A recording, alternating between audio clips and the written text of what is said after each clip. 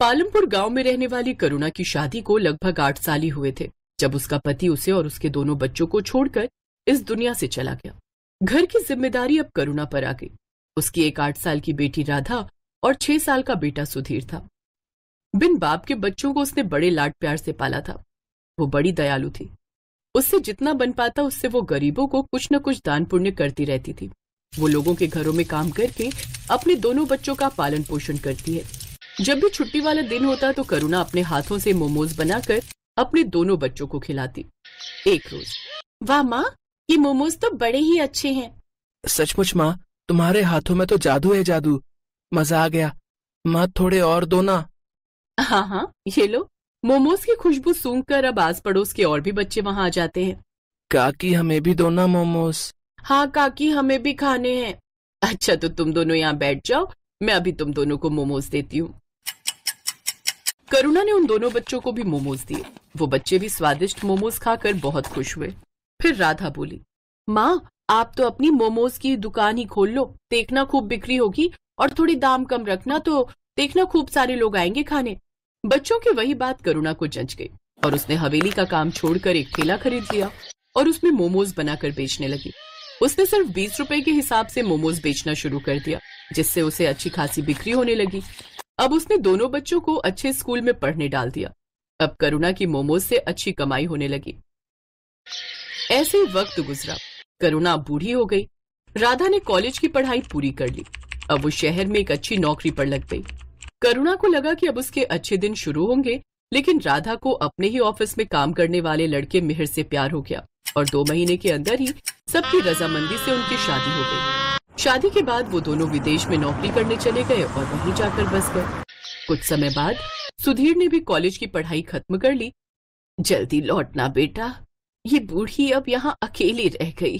क्या माँ, पहले जाने तो दो, पहले ही टोक दिया। अब सुधीर भी शहर चला गया और करुणा गांव में ही रहकर मोमोज बेचने लगी। लेकिन वक्त के साथ और भी दुकानें खुल गई जिसमें नए नए तरह से मोमोज बनाकर बेचने लगे, जिस कारण अब उसकी दुकान इतनी नहीं चलती। उधर शहर में सुधीर की अच्छी नौकरी लग गई और वो वहीं के ऐशो आराम में खो गया और अपनी माँ को भूल गया। कुछ समय बाद उसने वहीं एक लड़की से शादी भी कर ली और उसके साथ वो वहीं बस गया। करुणा के दोनों बच्चे उससे दूर अपनी अलग दुनिया बसा कर बस गए। बूढ़ी करुणा का काम अब ठीक से नहीं चल रहा था। एक रोज, करुणा बहुत धार्मिक स्वभाव की थी।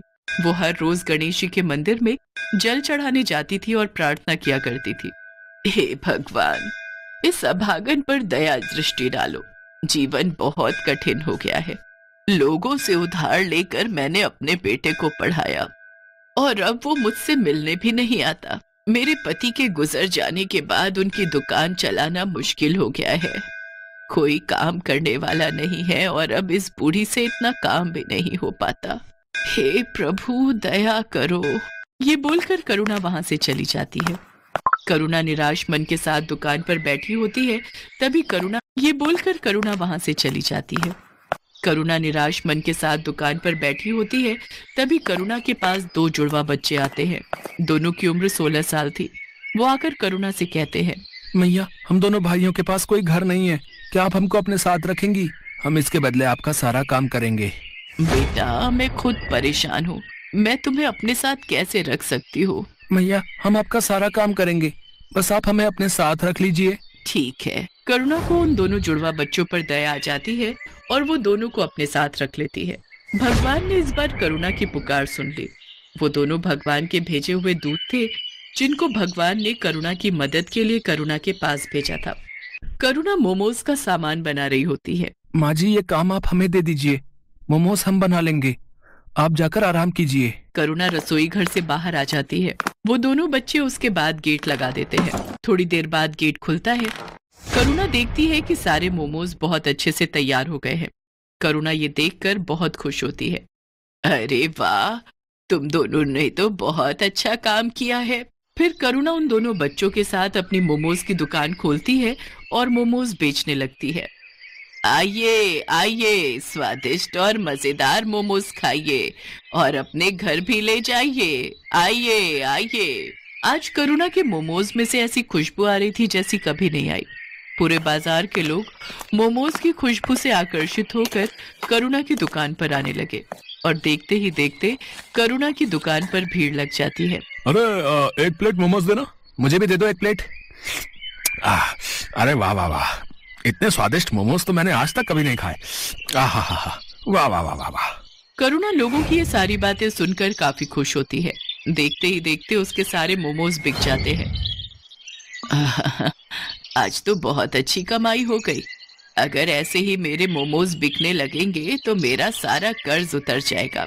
दोनों बच्चे अब करुणा को कोई काम नहीं करने देते। दोनों मोमोज बनाते और करुणा के साथ उन्हें बेचने भी जाते। उन दोनों के बनाए मोमोज में ऐसा स्वाद था कि हर कोई उंगलियां चाटता रह जाता।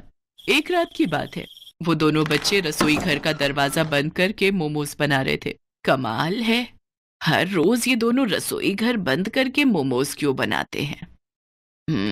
आज देखती हूँ ये ऐसा करते क्या है। करुणा चुपके से जाकर खिड़की में से झांकती है। वो देखती है कि उन दोनों जुड़वा बच्चों के हाथ में से चमत्कारी शक्तियां निकलती हैं, जिससे मोमोज अपने आप बनते हैं।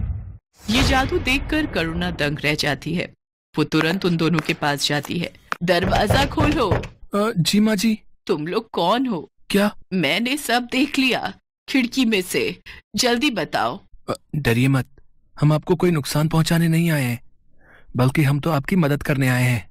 हम भगवान के दूत हैं, हमें गणपति जी ने आपकी मदद के लिए भेजा है। क्या सच में गणपति भगवान ने आपको मेरी मदद के लिए भेजा है? हाँ माँ जी, आपकी परेशानी भगवान ने सुन ली और हमें आपकी मदद के लिए ही भेजा है। करुणा ये सब सुनकर बहुत खुश होती है।